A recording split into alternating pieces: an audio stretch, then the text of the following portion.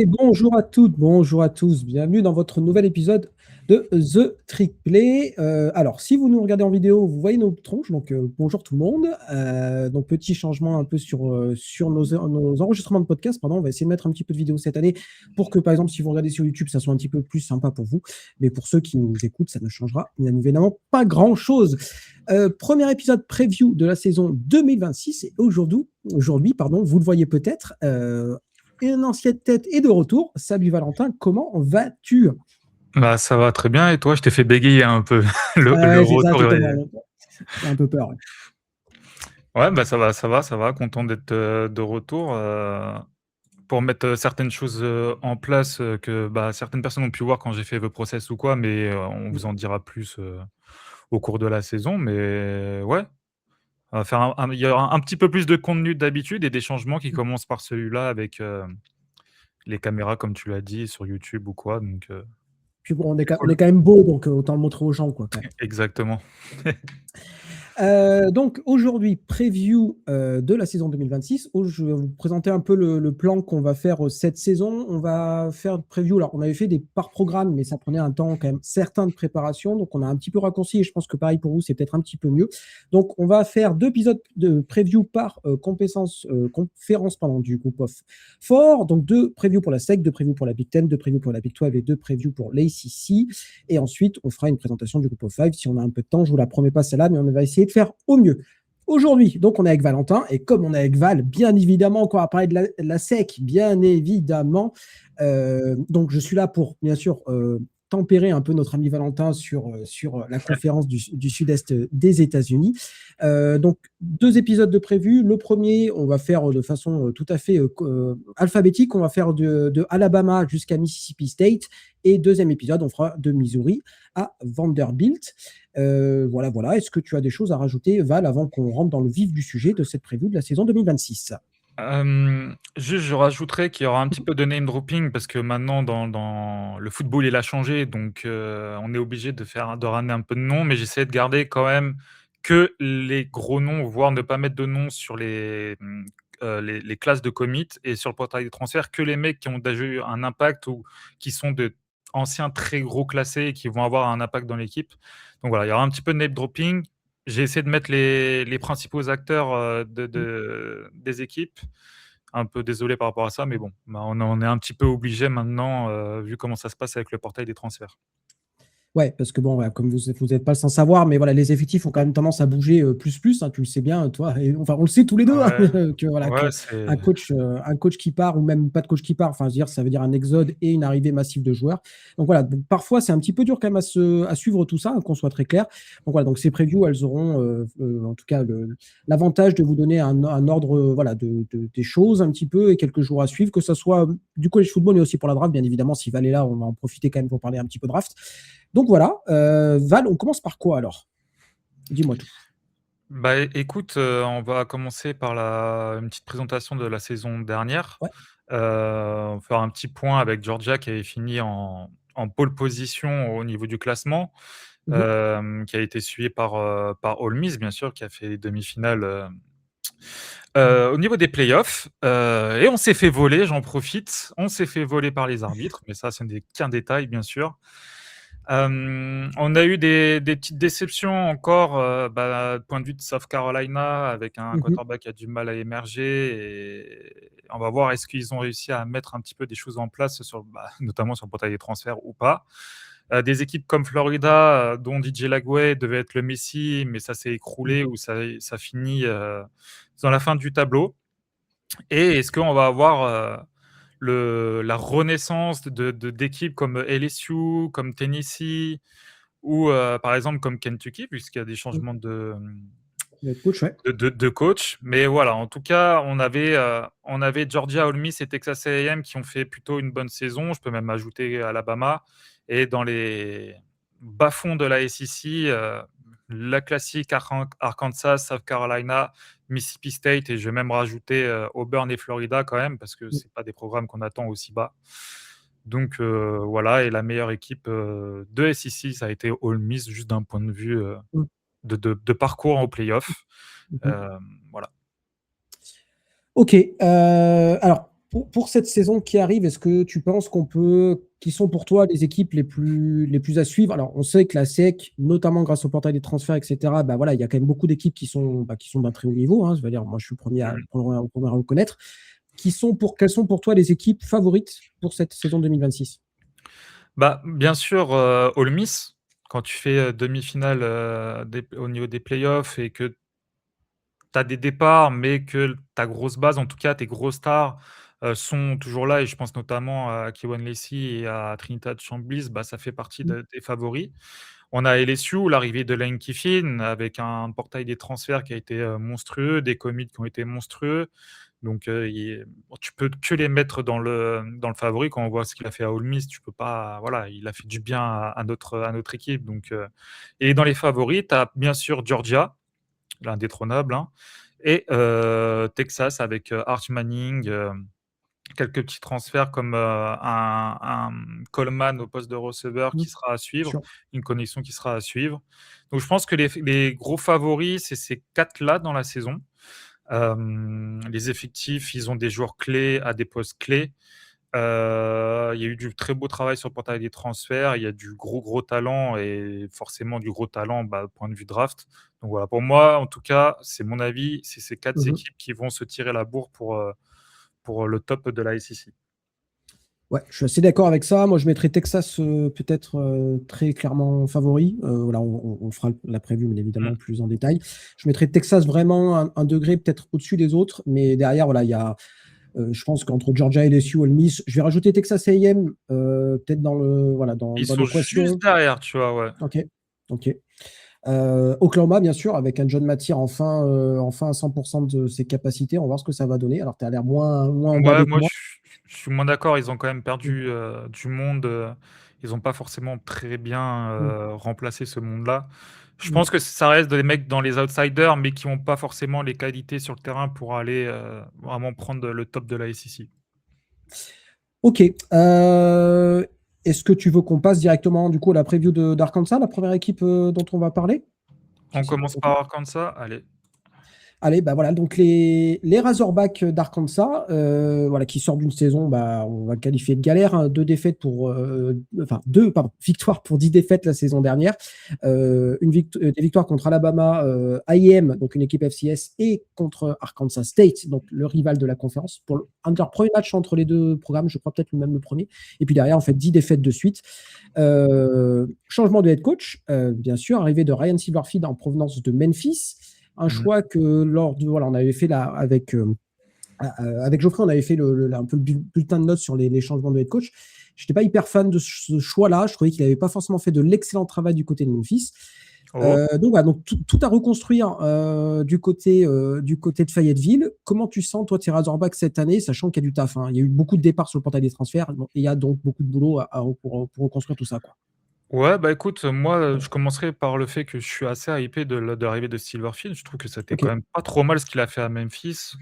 Bon, après, voilà, c'est les avis de chacun, bien sûr. Mais ouais, effectivement, il y a eu des départs déjà à la draft avec le quarterback Tylen Green, bien qu'il n'ait pas été titulaire, indiscutable jusqu'à la fin de saison. Tu as le running back Mike Washington, le cornerback Julian Neal et le guard Cameron Carmona, qui étaient des gros piliers quand même dans cette équipe et qui sont partis. Et sur le portail, ils ont perdu que 2 gros joueurs, qui sont Emarion Harris, qui est parti à Oklahoma, et Ian Geffrard, le defensive tackle. Derrière, il y a plein de joueurs qui sont partis, mais c'était pas forcément des mecs qui étaient titulaires ou même dans une grosse rotation. Donc voilà, je pense pas qu'ils aient eu beaucoup de pertes. Maintenant, bah, dans la classe de recrutement, ça se sent. Mm. Ils sont 46e au composite. Ils ont réussi à choper 7 joueurs de l'État, qui sont dans le top Oui, 12. Donc ça, c'est pas mal c'est quand bien ça. même. Et ils ont quelques arrivées qui sont, assez sympathiques et vous allez peut-être reconnaître un nom ou 2. On a le running back de Memphis, bien sûr, qui est avec son coach Sutton Smith, qui est vraiment assez sympa. On a Chris Marshall qui était à Boise Oui, State, une c'est ancienne vrai. grosse recrue de Texas A&M, le receveur, qui a eu je vais pas dire de bêtises, mais je crois que c'était des problèmes un peu extrasportifs Oui, tout à fait, c'est et exactement sur le ça. terrain, ça donnait pas non plus, voilà, ce qu'on attendait de lui. On a le cornerback Jaiem Johnson de Tulane et Lakeith Rowland de Maryland. C'est les principales grosses arrivées pour Arkansas. Donc, quelles sont un peu leurs forces et faiblesses? Je pense que tu vois, au niveau des forces, l'attaque, ça devrait pouvoir produire quelque chose de correct s'il n'y a pas de blessure, bien sûr. Si la sauce arrive à prendre au début de saison, le calendrier est un petit peu plus favorable puisque ça commence Mm. avec North Alabama, Utah et après, c'est Georgia. Il y a tout ça quand même. Donc voilà, sur les 4 premiers matchs, il y a peut-être moyen de faire quelque chose avant d'attaquer le calendrier SEC. Et au point de vue des faiblesses, le front seven, il me semble très moyen pour pas dire Mm. mauvais. Tu as bien sûr sur ce front seven et notamment sur cette D-line, tu as le edge Quincy Rhodes C'est vrai. Jr. où il y a une petite hype de premier tour sur lui. Bon, moi je l'ai vu, donc j'en profite pour en parler. Pour Bien sûr. l'instant, je ne pense pas. Maintenant, c'est un gros profil physique qui a quand même flashé de très belles choses, donc il peut y avoir une explosion, il n'y a pas de souci. Mais il sera un peu tout seul sur cette D-line, donc Mhm. est-ce qu'on va avoir plus de double team sur lui ou quoi? Voilà, j'espère qu'il y a des talents qui vont émerger. Toujours sur cette D-line, tu as un freshman qui a à suivre, c'est Danny B. Third, qui a peut-être un coup à jouer, au moins dans la rotation. Ce sera intéressant de voir ce qu'il fait. C'était la meilleure recrue de Arkansas en 2026. C'était le meilleur joueur de l'État. Il était classé 18e à sa position. Euh, donc, à voir. Est-ce que peut-être ça pourrait apporter un peu plus de pression ou quoi au line adverse? Donc, voilà un petit peu de ce côté-là. Maintenant, les objectifs pour Arkansas, c'est de pas finir dernier de SEC et Mm. d'essayer de retrouver une hype parce que quand tu as un changement de coaching staff, c'est d'essayer de créer quelque chose pour améliorer les classes de commit de 2027, 2028, etc. Et malheureusement, je suis pas sûr que ce sera l'année prochaine, la saison prochaine, où ils vont pas finir dernier. Ça me paraît un petit peu compliqué. Ouais, je partage ton avis, hein, qu'on soit très clair, hein, ça va être un travail de reconstruction, c'est toujours un petit peu long en fonction de là où tu es. Arkansas, voilà, on sait que c'est un programme qui potentiellement peut avoir de l'argent, hein, on sait qu'il peut y avoir des boosters qui a du pognon du côté d'Arkansas, mais voilà, c'est ce qu'ils ont envie d'en mettre dedans, c'est toujours une autre question. Par contre, c'est vrai que tu l'as dit, ils ont très bien recruté à domicile du côté de l'Arkansas. L'État qui propose quand même souvent des joueurs assez intéressants. On voit donc cette capacité qu'a eu Ryan Silverfield a recruté dans l'État, je pense, sera intéressante sur les années qui suivent, mais c'est vrai que sur le papier, quand tu regardes l'effectif, tu as noté Quincy Rhodes pardon, Junior, qui est probablement le meilleur joueur de l'effectif, mais en dehors de ça, tu te poses quand même des questions sur est-ce que tu vas avoir des joueurs vraiment très talentueux. Il y a eu des départs plus. Il y a eu beaucoup d'arrivées, notamment sur la ligne offensive. J'ai vu que, mine de rien, quatre arrivées font quand même des gens qui ont beaucoup d'expérience. Donc ça va être plutôt intéressant d'avoir directement des gens qui peuvent jouer. Après, c'est toujours le même problème. Hein, tu reconstruis, donc il faut que ça clique tout de suite. Tu l'as dit, le calendrier on va dire sur les 4 premiers matchs, c'est pas insurmontable, c'est-à-dire qu'un bilan de 2-2 est tout à fait possible, hein, qu'on soit très clair. Déplacement à Utah, ça va être compliqué, mais ça va être directement. Enfin, tu vois, c'est important ces matchs-là, ça te permet de doser, Ouais. savoir où ça te permet de savoir où t'en es. Georgia à domicile, je pense que ça va être compliqué, mais voilà, au moins, tu as deux tests intéressants d'entrée de jeu. Tu as un match contre Tulsa dans une rivalité un peu, voilà, on va dire, géographique, parce que Tulsa et Fayetteville ne sont pas très, très éloignés. Je pense qu'il doit y avoir 150 km entre les deux villes. Donc voilà, donc ça peut être sympa pour eux. Après, voilà, je ne trouve pas le calendrier trop compliqué. Je crois qu'ils jouent, il y a Vanderbilt, il y a Auburn, il y a South Carolina. Voilà. Tu vois, en termes de bilan, j'ai du mal à les voir à plus de 3 victoires. Mais voilà, mais ça sera déjà une amélioration par rapport à l'année dernière, puisqu'ils ont fait 2-10. Mais voilà, au vu des talents qu'ils ont, et je pense que ça manque quand même un petit peu de playmaker. Je ne sais pas ce que tu en penses, toi, Val. Ouais, bien sûr. Et voilà, et tu sais que tu as quand même besoin de playmaker, notamment en sec. Donc je vais donner un bilan, je pense, de trois victoires pour 9 défaites et peut-être potentiellement encore le bonnet d'âne, mais factuellement, une progression, même si elle est minimaliste, quoi. Ouais. De toute façon, le facteur X de l'équipe, c'est clairement le head coach, hein, de voir s'il va Ouais. réussir à transférer ce qu'il a fait, à mes yeux, qui était pas mal à Memphis, de le transférer en SEC. C'est toute une autre affaire, donc voilà.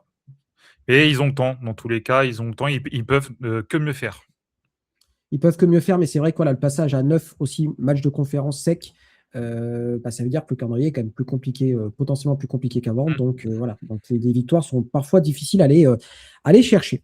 Ok, ok. Est-ce qu'on passe du côté du Crimson Tide d'Alabama? On change un petit peu de braquet, j'ai envie de dire. Le Tour de France féminin est en cours. Alors, je ne sais pas ce que tu as pensé, toi, cette équipe d'Alabama l'année dernière, mais moi, elle me laisse un petit goût, un goût un petit peu amer, avec notamment un jeu au sol absolument dégueulasse. Hein. Je veux dire, c'était une Ouais. des pires équipes au sol du pays, hein, ni plus ni moins. Euh, donc voilà, donc le retour de Kellen DeBoer, bien évidemment, en poste de head coach. Mais pareil, j'ai ce goût, je ne sais pas ce que tu en penses aussi, mais il y a un truc qui ne clique pas et je me demande si ça va réussir à repasser un cap. Alors, je ne dis pas forcément gagner un titre national, mais passer un cap. L'année dernière, voilà, il y a eu du bon et du moins bon. Il y a eu du bon, notamment en saison régulière. Alors, il y a eu une défaite contre Florida State en week 1 qui a fait un petit peu, oula, oula, qu'est-ce qui se passe? Mais derrière, ils se sont bien remis un petit peu, en tout cas, la tête à l'endroit. Mais derrière, il y a une fin de saison, une défaite contre Georgia au match sec, match final de la sec, pardon. Une défaite en quart de finale contre Indiana. Alors, pas de rien d'infamant à perdre contre Indiana, Ouais. bien évidemment, mais tu vois, ça donne cette impression quand même que cette équipe, elle manquait peut-être un peu de playmaker, notamment au sol. Est-ce que le Crimson Tide a trouvé les bons joueurs sur le portail des transferts pour apporter tout ça? Bah, écoute, je sais pas, je sais pas et moi, de toute façon, tu disais, tu vois, qu'il manquait un petit truc. Moi, de toute façon, depuis que Debord est là, Mhm. personnellement, j'aime pas ce qui est fait, Ok. notamment, point de vue attaque, parce que moi, c'est ce qui me touche le plus, c'est là où j'ai plus de facilité à voir ce qui se passe. Je suis pas trop fan de ce qui est produit, et bien que le schéma de jeu, multiple offense, ça me gêne pas du tout. C'est pas en adéquation avec les qualités des joueurs que tu as sur le terrain. Et puis ils ont un peu de mal, tu sais, à voir un peu tout le monde en même temps, des joueurs avec de Mhm. l'expérience, avec du talent, tout le monde en même temps. Cette année, on va voir que la défense est pas trop mal, mais l'attaque, il va y avoir des questions. Hem, ouais, ils ont perdu quand même pas mal de joueurs importants en plus de ça à la draft entre, Proctor, leur quarterback Simpson et Jeremy Bernard, le receveur. Sur le portail des transferts, c'est pareil, ils ont perdu leur X, Isaiah Horton qui est parti vers Texas Ça, c'est A&M. vrai. Mhm. Ils ont perdu, Keon Keeley, de le D-line, qui est parti vers Notre-Dame. James Smith qui est parti vers Ohio State. Ils ont perdu leur tackle droit, vers Texas A&M qui était de Tuscaloosa en plus, et dans leur rota, ils ont perdu, Jordan Renault qui est parti vers Ole Miss. Donc les joueurs en fait que tu attendais, pour éclore cette année, ils sont globalement un peu tous partis, sauf, bien sûr Ryan Coleman et cetera. Mais dans la globalité, ils sont partis. Donc, est-ce qu'ils ont réussi un petit peu sur le portail des transferts à amener du talent? Bah, écoute, je suis un petit peu sur ma faim. Ils ramènent Devan Tompkins, le defensive end de USC, qui est pas mal. Mais est-ce que c'est lui qui va transcender la D-line de Bama? Je suis pas sûr. Ils ont rajouté le guard Nick Brooks de Texas. C'est pas mal, mais ça casse pas trois pattes à un canard non plus. Ils ont ramené Mhm. Desmond Omeo Zulu, qui était dans la rotation de South Carolina, qui a un profil hyper athlétique, mais qui est pauvre un peu techniquement et qui manque de temps de jeu. Ils ont ramené, c'est un joueur intéressant qui est Terrence Green de Oregon, pareil, qui est sur la D-line, mais qui n'avait pas beaucoup de temps de jeu. Et un peu poste pour poste et quasiment le même profil de type de joueur, un Noah Rogers de NC State, le receveur. Donc écoute, sur le portail de transfert, sur les principaux joueurs que j'ai notés, j'ai pas l'impression qu'on parle de Bama là. J'ai l'impression qu'on parle Mhm. peut-être d'un Mizzou, quelque chose plus dans le milieu du tableau, de Mhm. la SEC. Donc, j'ai regardé un petit peu la classe de recrutement. Ils ont un composite, de numéro 2, donc ce qui est quand même bien, avec 10 joueurs dans le top 10, de leur position, dont le, meilleur edge, Xavier Griffin, et le meilleur running back, E.J. Crowell. Peut-être des mecs qu'on va voir, fouler le terrain, année 1, et notamment, je pense que, E.J. Crowell a vraiment son mot à dire. Pour cette année, en espérant que, la O-line, parce que s'il y a des problèmes aussi de jeu au sol, c'est que la O-line, elle fait pas forcément le taf, hein. C'est pas le Mhm. problème des running backs, surtout que maintenant, les running backs en college football, tu en as un paquet qui sont bons, donc voilà. Donc, ce sera le joueur à suivre, à mon avis, de ce côté-là, sans oublier que, bien sûr, tu as le joueur star Ryan Coleman-Williams qui a fait quelques boulettes, quelques drops l'année dernière et qui n'est pas forcément hyper bien utilisé, ou en tout cas qui, par rapport à ce qui est développé en attaque, c'est pas là où tu vas le voir s'exprimer le mieux. Donc, il va falloir essayer de le toucher un petit peu plus. Mhm. Donc voilà, pour moi, tu vois, le gros point noir ou point d'interrogation, c'est Mhm. vraiment l'attaque entière Mhm. et la D-line qui est en composition.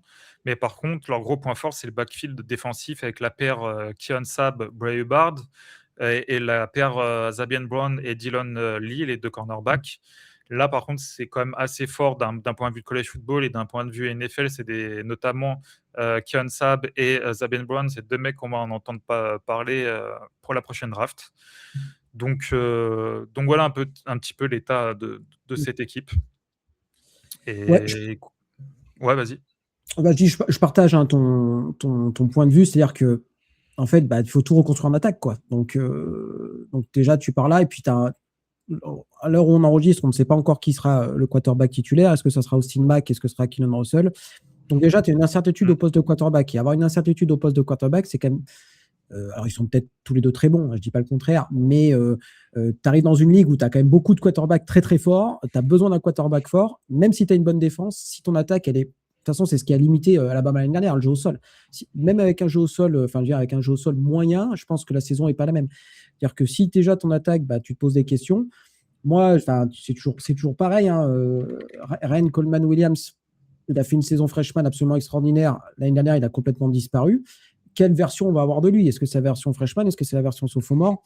Voilà, Et et il jouait mine de pas tout rien. le temps en plus, c'est ça le truc. Des Hmm. fois, il était même pas sur le terrain, c'était assez fou, quoi. Donc, Je sais pas ce qui s'est passé pour qu'il soit aussi fort en saison true freshman et aussi transparent en saison sophomore.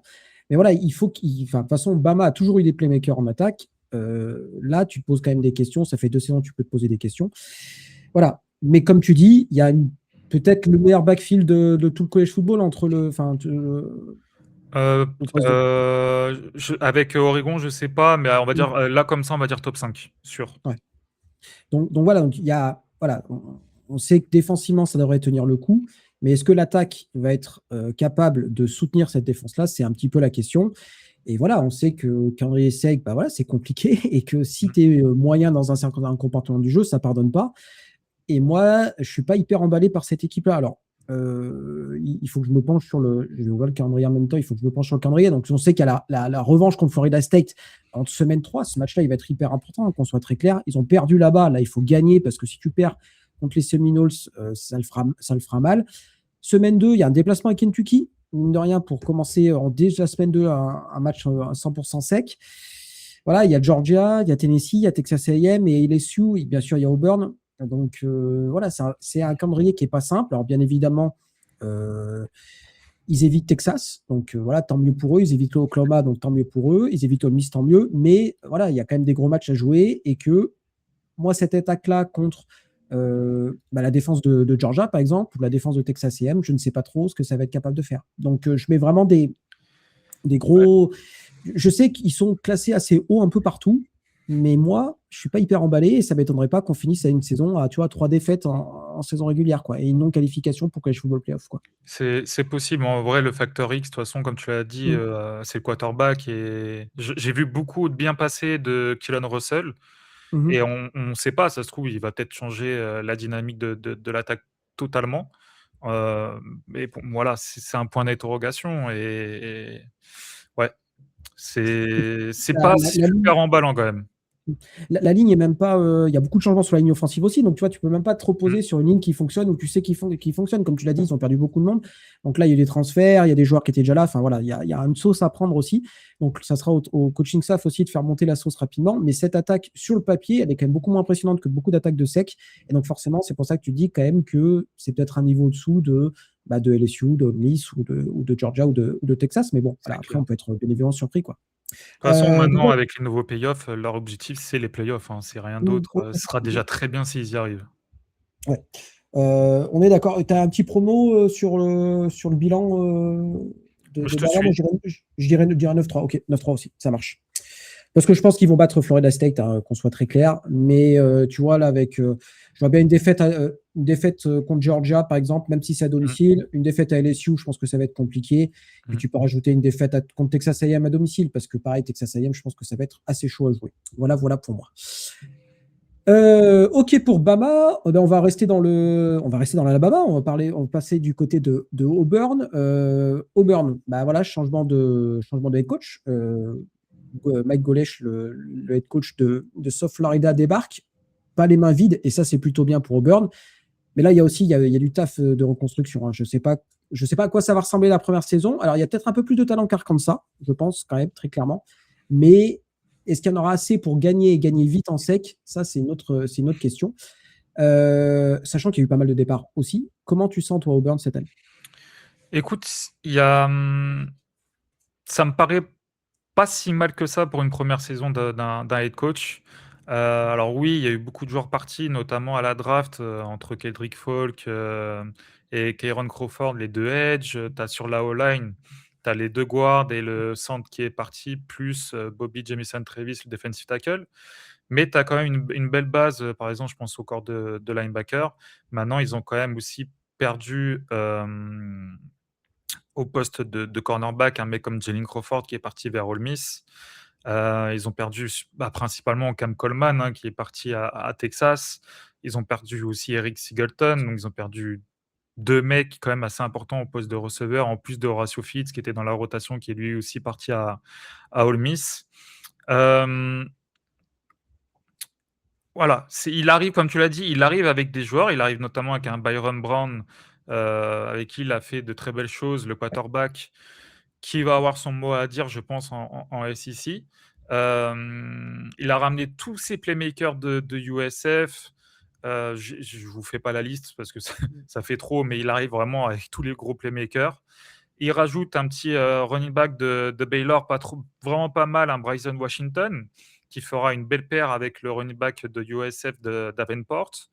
Et ça va chercher pour combler les 2 départs à la draft des edge, un Dashon Womack à Ole Miss de Ole Miss, qui a eu je crois, j'ai vu passer comme quoi il a fait une petite dinguerie, pendant la off season. Je veux avoir aller checker sur Twitter, mais je crois j'ai vu ça passer, j'ai oublié d'aller regarder. Donc en fait, on est sur l'attaque de USF avec la défense, SEC, like, de Auburn qui est déjà pas trop mal au point.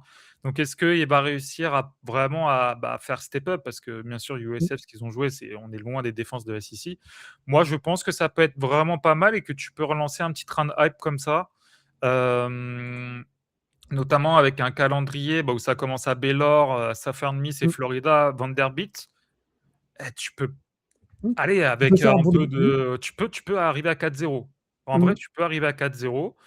Derrière, il y a Tennessee, on le verra au prochain épisode, où tu as des questions à des postes importants. Donc allez, miracle, la sauce prend, tu es à 5-0. Derrière, tu vas à Georgia, tu reçois LSU, tu vas à Ole Miss. Là, c'est compliqué.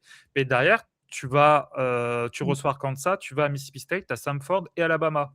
Donc en vrai, tu peux te retrouver avec un bilan, vraiment positif, à Auburn. Mm. Mmh, Maintenant, voilà, faut que ça step up entre USF et Auburn, et ça, on le saura Mm. que contre, Florida, en week Ouais. 3. Et puis moi j'aime bien ce match contre Baylor là. Alors ça c'est du côté d'Atlanta, mais j'aime bien ce match là pour lancer la saison. Pareil, ça te permet de savoir où t'en es un petit peu contre une équipe un petit peu en difficulté. Baylor aussi, voilà, un peu Beaucoup, dans le même cas difficulté. qu'Auburn. Pour avoir scout Baylor, je te jure que Mm. c'est vraiment pas beau, hein. On est loin des grandes Ouais. années de Baylor, hein. Ouais, c'est sûr qu'on est loin, mais voilà, déjà, ça voudra dire quelque chose. Tu bats Baylor, c'est bien, tu bats une équipe du groupe du Power 4, pardon. Tu te lances correctement. Et puis, comme tu dis, Florida et Vanderbilt, c'est à domicile. Et Vanderbilt, il y a des questions. Florida, il y a des questions aussi, même si sur le papier, ça semble intéressant. Voilà, ça reste voilà, comme tu dis, des équipes qui sont prenables. Donc, pourquoi pas? Moi, je suis assez excité quand même de voir Byron Brown en sec, hein, parce qu'il a été quand même très, très bon du côté du USF. Mmh. Bon, à voir, comme tu dis, Maintenant c'est pas là. Vas-y, vas-y. ouais, en fait, le petit point noir, c'est qu'ils ont, fait, beaucoup de transferts sur la O-line, mais de petites facs. Ça ne veut Mhm. pas dire qu'ils vont pas réussir en SEC. Mais entre jouer des edge à 213 pounds et en jouer à 270, il y a une différence et notamment une différence Mmh. technique. Donc en fait, il y a toute l'attaque qui va devoir, vraiment, qui va arriver sur un step up conséquent et c'est le seul truc qui me fait un petit peu peur pour Byron, Brown, en vrai. OK. Est-ce que tu la scoutes un peu Byron Brown, Du tout, ça je pense OK, pas que ça ait une, OK, rien que sa mécanique de lancer, je peux pas donc OK. Non, savoir si tu avais enfin, si tu vois, si tu avais un potentiel, NFL, non, tu non, tu penses sais, pas? je là, comme ça, je pense pas, mais comme je dis, j'ai Mmh, pas scout. Maintenant, mmh. est-ce que ça peut être une star en college football? Ouais, Oui, je pense. clairement. Mmh. Ouais, surtout qu'il va arriver voilà, dans la conférence la plus médiatisée du pays. Donc voilà, comme tu dis, il suffit Mmh. d'un petit truc en début de saison et c'est parti. Alors c'est vrai que le déplacement à Georgia et les à domicile, le déplacement à Ole Miss va peut-être être à un niveau un peu élevé pour cette équipe-là. Mais bon, le but, ça sera de retrouver un bowl. Et puis avec ce calendrier-là, moi, je vois tout à fait Auburn potentiellement à 6-6, tu vois, ou voire 7-5. Ouais, moi, je vois, un positif, hein, je vois du positif. Je Mm. vois 1, 2, 3, 4, 5, 6. Ouais, ouais, bah, ouais, enfin, non, j'arrive comme toi au final. Ouais. Ouais, peut-être un 7-5, 7-5 si ça se goupille bien, si tu veux. et ça Et sera tu bien. vois, ouais, et ça sera déjà très bien. S'ils arrivent l'année dernière, c'est 5 victoires. Auburn, seulement 2 victoires en sec. Donc voilà, là, le calendrier est peut-être un peu moins compliqué un peu plus compliqué, un peu moins compliqué pardon, que l'année dernière en sec. Donc voilà, je pense que ça serait intéressant de passer un cap. Et puis Auburn, voilà, il y a des moyens, hein, qu'on soit très clair, et ça Mmh. sera intéressant de voir ce que Auburn est capable de faire à un moment où Alabama est aussi un peu moins fort qu'il l'a été, voir si Auburn est capable voilà, de prendre un peu plus de place que son voisin et son meilleur ennemi. Ok, ok. C'est tout bon pour Auburn. On passe à Florida. Allez, Florida. Allez, let's go du côté des Gators. Nouveau head coach, John Sumrall, qui arrive j'allais dire James Madison, n'importe quoi, depuis Tulane. Ouais. Excuse-moi, je confonds avec UCLA.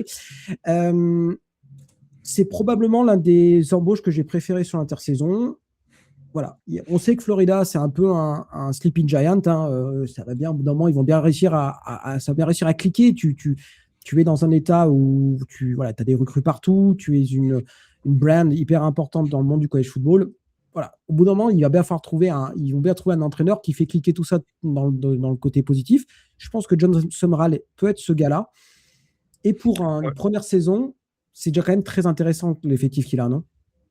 Ouais, effectivement, j'en profite pour dire que moi, Johnson Moral, je suis fan depuis Troy et n'en déplaise à Gus que quand Ole Miss battait, mettait des branlées à Troy, il disait que c'était nul. Non, non, c'était très bon et c'était très bien coaché surtout. Donc voilà, moi, je suis content de l'arrivée de Johnson Moral, à Florida et ouais, écoute, ils ont réussi à prendre quelques joueurs intéressant sur le portail des transferts, mais en fait, moi, en regardant la classe de commit 2026, le portail des transferts et en regardant la classe de commit 2027, en fait, tu vois que la hype, elle est déjà là. Parce que la classe de commit de Mhm. 2027, elle est déjà hyper intéressante. De mémoire, je crois qu'ils ont déjà enfin, ils ont verbal commit du meilleur offensive tackle de high school. Enfin, elle est vraiment solide. Donc voilà, il va peut-être falloir attendre un petit peu. Mais ils ont réussi à faire venir un mec comme Eric Singleton, comme on a vu juste avant, qui était à Auburn. Ils ont réussi à faire venir le tight end de Georgia Tech, Luke Harping, et son quarterback Aaron Philo, qui serait potentiellement le quarterback Mhm. Titulaire. de Florida titulaire. Maintenant, il y a quand même beaucoup, beaucoup de Mhm. départs et notamment beaucoup de talents. Sur le portail des transferts, bon, bah, tu as DJ Lagway, bien sûr, qui est parti à Baylor, mais tu as Eugene Wilson, le receveur, qui est parti à LSU, Aidan Mizel, qui est parti à UCLA. Même si c'est des mecs, ils ont eu beaucoup de blessures au poste de receveur, c'est des mecs de grand talent, donc ça reste quand même une perte. Ils ont perdu leur tight end, Hayden Hansen, qui est parti à Oklahoma. Ils ont perdu leur defensive tackle, Mickey Boiro, qui est parti à Ole Miss. Aussi leur safety, Sharif Denson, qui est aussi parti à Ole Miss. Et Jordan Castell, qui est parti à Kentucky. Des mecs avec de l'expérience, du talent. Donc il y a quand même, t'as quand même eu des grosses pertes sur le portail des transferts, en sachant que aussi à la draft, bien sûr, ils ont perdu Caleb Banks, le defensive tackle, le cornerback Devin Moore, le edge George Gums, le tackle Austin Barber et le centre Jake Slaughter et kicker et punter. Donc, il y a quand même beaucoup de départs de talent et au niveau des arrivées, c'est pas mal. Mais est-ce que c'est comme Alabama? Est-ce que c'est du niveau de Florida? Non. Mmh. Donc en fait, OK. je pense que pour Florida, il faut se projeter pour l'instant sur 2027, mais pour garder, cette classe de 2027 qui s'annonce vraiment forte, il va falloir bien jouer, cette année. Il va falloir montrer des choses et je pense que c'est leur objectif de la saison, c'est de finir en positif et d'être éligible à un bowl. Mmh. Ce sera déjà une très bonne chose. Hem Parce que il y a beaucoup de talents en défense qui devraient exploser cette saison. Beaucoup de mecs qui sont dans la rotation, qui sont sur des années sophomore.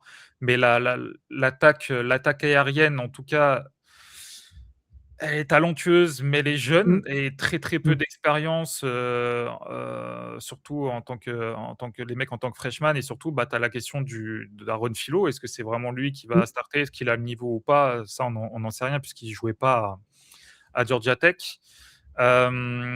Tu as un petit receveur à suivre qui est freshman, true freshman, qui est Davian Gross, qui devrait avoir du temps de jeu. Donc voilà, c'est essayer de relancer la machine et essayer en 2028-2029 de capitaliser sur la classe de recrutement 2027 Mmh. et sur le portail des transferts où il va falloir faire revenir du talent, parce qu'on sait qu'en Floride, c'est pas le talent qui manque pour les classes de Mmh. commit, mais maintenant on est dans un nouveau monde et le portail des transferts, et surtout en SEC, ça devient très compliqué. Donc voilà, il va falloir relancer la machine, mais j'ai confiance en Sam Howell. Ouais, en plus, là, pour le coup, moi, j'ai bien aimé son. Il était chercher Buster Faulkner, qui était le coordinateur offensif de Georgia Tech, qui a fait du bon boulot, voire de l'excellent boulot du côté de Georgia Tech. Excellent, excellent. Donc, en plus, son quarterback le connaît, puisqu'il vient de son système. Il a pris, je crois qu'il a un receveur aussi qui est venu avec lui, si je me trompe pas. Donc, offensivement, ça devrait cliquer rapidement. Alors, c'est toujours pareil, hein, j'ai l'impression de me répéter, mais la ligne offensive est nouvelle. Donc, voilà, voir à quel. C'est-à-dire s'ils sont capables d'être efficaces tout de suite. Mais voilà, sur le papier, ça reste une équipe qui est quand même tout à fait correcte. Je te trouve enfin, 6-6, je trouve que c'est, enfin, en tout cas, un bowl, je trouve que c'est vraiment le plancher. Enfin, j'espère que c'est le plancher de cette équipe-là et qui viseront plus haut parce qu'en plus, ce calendrier est quand même moins compliqué que les années précédentes. On se souvient que Florida, en 2025, il y avait un calendrier qui était complètement démentiel. Il y avait du Miami, il y avait du. Là, cette année, les matchs, alors il y a Florida State bien évidemment en fin de saison, mais les deux premiers matchs c'est contre Florida Atlantic et Campbell, donc c'est une équipe FCS, donc ça devrait être des victoires faciles. Tu joues que 4 équipes classées sur le truc de pré-saison qui devrait être Ole Miss, Georgia, Oklahoma et Texas. Je sais pas, moi je pense qu'une saison à 8 victoires, c'est pas 8 victoires, ça serait pas déconnant pour cette équipe-là parce qu'il y a quand même du talent et le calendrier est quand même relativement ouvert. Après, voilà, il y a beaucoup de questions, hein, tu l'as dit, hein, c'est jeune Ça. encore, il faut voir si ça clique. Mais le calendrier est tellement ouvert que je vois bien vraiment une saison à 8-4, ça m'étonnerait pas, quoi. En fait, tu as 2 matchs qui sont importants au milieu de saison, à Mm. Missouri et contre, South Mm. Carolina. Ces 2 équipes Mm. aussi, si les choses cliquent, je les vois pas passer, ces 2 équipes. Ok. Je vois pas Florida gagner ces 2 équipes, mais si ça clique pas, ils peuvent s'en sortir avec, 2 victoires ou au moins une. Et ouais, après, si tu arrives à grappiller une autre victoire par-ci par-là, tu peux, je sais pas si je vais monter jusqu'à 8 victoires, mais Mm. je pense que déjà, tu as été 6 victoires déjà, je pense que ça sera bien. Maintenant, peut-être que je me fourvoie un petit peu puisqu'on Mm. n'a pas trop non plus de data sur, tous les joueurs qui vont jouer et tout, donc il va peut-être y avoir une petite explosion cette année à Florida. Mais sur le principe, je suis pas je les attends un peu dans le ventre mou, quoi. Mm. De toute façon, il y a 3 matchs de suite qui vont être très, très compliqués à gérer. Ça sera Texas, Georgia et Oklahoma. Voilà, de suite. Enfin, il y a une bye week après Texas. Mais Mmh. voilà, ces 3 matchs-là vont être très compliqués à gérer. Mais le reste, je retrouve relativement ouvert. Donc, à voir. Et puis, voilà, Aaron Silo, moi, j'en ai entendu beaucoup de bien aussi. Enfin, lu beaucoup de bien. Donc, on va voir ce que ça va donner. Mais en tout cas, je trouve qu'il n'y a pas énormément de pression sur cette équipe de Florida. Première année pour Johnson. Alors, il y a de la pression parce que c'est Florida, mais pas de la pression non plus. Enfin, qui va écraser complètement cette équipe-là. Donc, ça peut être positif et je pense que ça peut être vraiment une équipe surprise. Alors, surprise, oui et non, parce que il y a quand même du talent, mais je pense que c'est une équipe qui peut faire chier, qui pourra faire chier beaucoup d'équipes. Ils ont fait chier Texas l'année dernière, hein, donc Mmh. pourquoi pas une autre grosse équipe cette année. Mais voilà, ça fait partie ces équipes qui peuvent aller très très haut, alors pas très très bas, mais voilà, dont on va dire la marge de progression est importante, et donc forcément pour pronostiquer, c'est peut-être un petit peu plus compliqué qu'Arkansas par exemple. Mais voilà, après il y a du talent, et ça fera plaisir de voir Florida en haut de l'affiche. Voilà. Peut-être moins pour les autres fans d'équipe de SEC et des fans de Florida State, mais voilà, ça serait bien de voir Florida un petit peu plus haut. Ouais. Voilà. Est-ce qu'on passe du côté de Georgia? On peut, on peut. Allez, c'est parti. Georgia, bah, quoi dire sur Georgia? Ils ont seulement 2 défaites l'année dernière, hein, 2 défaites en plus de pas beaucoup de points. Une défaite, je crois que c'était un field goal contre Alabama, et défaite en quart de finale du CFP contre vous. Il a manqué pas grand-chose sur cette équipe de Georgia pour vraiment jouer le titre jusqu'au bout. Ils ont remporté la SEC, donc ça veut dire quand même quelque chose aussi. Gunnar Stockton est de retour, donc quarterback Mmh. expérimenté. Est-ce que c'est la bonne année pour Georgia pour retrouver le titre, ou il manque 2-3 petits ingrédients là-dedans? Écoute, je pense qu'il manque un petit peu, c'est la classique à Georgia, c'est que sur le jeu à la passe, c'est il manque du talent en poste de receveur, Ok. voilà. Maintenant, c'est pas la priorité c'est Mike Bobo, Mike Bobo. ouais, Mike Bobo. Comme on le sait, hein, c'est le jeu au sol et l'utilisation des tight ends principalement. Hem, Maintenant, ouais, c'est le truc sur toi, Georgia, c'est que là, la défense, elle arrive à maturité, et elle est vraiment absolument terrifiante sur le papier, même s'il manque d'un edge rusher un peu star, d'un pass rusher, de talent. Et surtout au niveau du corps de linebacker, moi ça me Chris Cole et merde, j'ai oublié le nom de son compère, je me rappelle plus, mais Chris Cole en tout cas, moi j'aime beaucoup. Et bah, tu as aussi dans le backfield défensif, beaucoup de très bons joueurs, comme un Ellis Robinson IV, le cornerback et le safety, KJ Bolden. pardon? Ouais, KJ Bolden, c'est le nom que j'ai Ouais, vu. KJ Bolden, oui, ouais, voilà, merci. Maintenant, ceux qui nous connaissent, ils savent que j'ai un problème avec les prénoms et les noms, donc ça va, j'ai des petits trous de mémoire. Mais ouais, écoute, il y a aussi cette O-line, il faudra voir parce qu'il y a eu du départ à la draft entre avec Monroe Freeling, le left tackle. Tu as eu, le départ de Zachariah Branch qui était assez bien utilisé, enfin assez Mm. bien, non, il était pas très bien utilisé, mais il était utilisé, dans le système offensif de Georgia. Ils ont perdu Christian Miller, le defensive tackle. Ils ont perdu, l'expérimenté CJ Allen, aussi linebacker. Ils ont perdu Colby Young, le grand receveur, dont aussi il se servait de temps en temps et à bon escient. Ils ont perdu Oscar Delp et le fameux Daylan Everett, mais je suis pas sûr que ce soit une grande perte pour ceux qui nous suivent et qui connaissent mon avis. Au niveau du portail des transferts, ils ont très peu perdu. Ils ont perdu que le freshman cornerback Dominic Kelly qui est parti vers, Ohio State, qui était une grosse star en high school, et ils ont perdu ils jouaient nickel, dans leur défense, Joenel Agüero qui est parti, à Ole Miss. Au point de vue de la classe de recrutement, ça reste assez solide, hein, composite, numéro 6. Par contre, un seul 5 étoiles, tu vois? Moi, c'est quand j'ai Ouais. regardé, ça m'a étonné. Un seul 5 étoiles, qui est Valdin Sohn, le D-line. J'étais un petit peu étonné de ça. Bon, ouais, voilà, hein. Ils ont fait venir sur le portail des transferts Isaiah Canyon de Georgia Tech et le safety Kalin Barnes de Clemson, ainsi que Jamarle Riddle de East Carolina. Donc pas beaucoup de grosses arrivées ou de gros départs sur le portail des transferts. Maintenant, on sait que ça a quand même bien développé ses joueurs à Georgia. Je me demande si c'est peut-être pas une des dernières grosses, cylindrées qui fait ça en college football. Hem, voilà, leur objectif, de toute façon, c'est de gagner la SEC et de gagner le Natty, hein, on va pas se Mm. mentir. Maintenant, est-ce qu'ils ont, le talent pour y aller? Je sais pas. Parce que, ils ont ils ont perdu quand même un petit peu au poste de receveur et que c'était pas déjà hyper fameux. Et si tu peux pas être, c'est quoi le terme? Tu peux pas jouer que du jeu au sol, c'est plus facile à défendre pour les autres. Unidimensionnel, ouais. Mm. Voilà, exactement, merci. Donc, ouais, ta défense, elle va être vraiment chiante à jouer.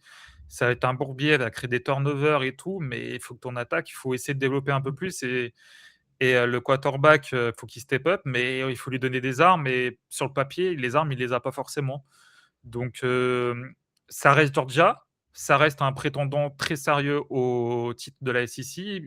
Très sûrement une équipe qui va aller, selon qui il joue, bah, quart de finale, demi-finale, voire Mmh. peut-être, finale.